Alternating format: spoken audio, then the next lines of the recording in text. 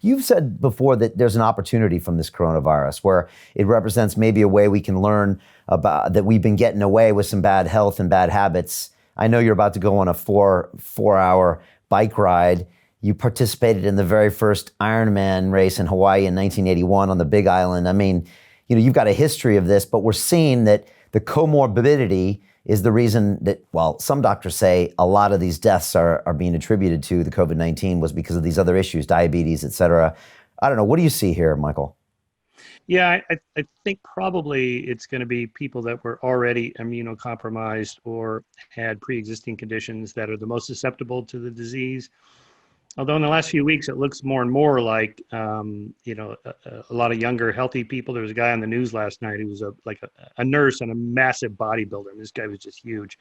And then, they show him 3 weeks later, he lost like 50 pounds and he's a skeleton from COVID-19.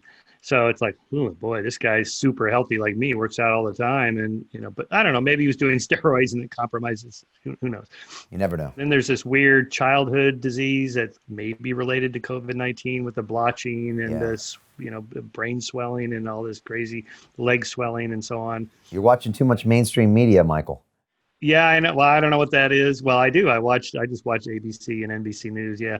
Well, the problem is I try to watch a lot of, because I know Fox News and CNN, they both drifted further apart, and they just hammer each other, and I can barely watch those shows anymore. So I'm trying to find more neutral content. It's harder to do. So I read the Wall Street Journal op-eds, and then I read the New York Times op-eds, and add them up and divide by 2.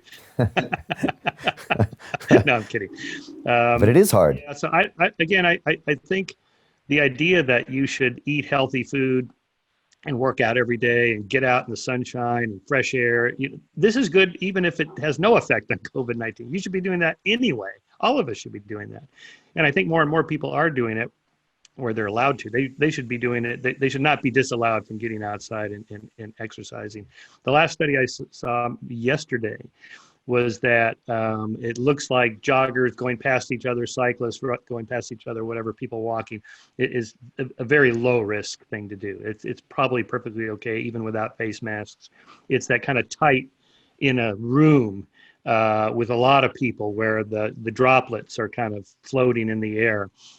That's a higher risk. So I think probably getting out is probably the best thing people could do. And then, the stuff on vitamin D, Joe Rogan just had somebody on talking about this. You get that from the sun.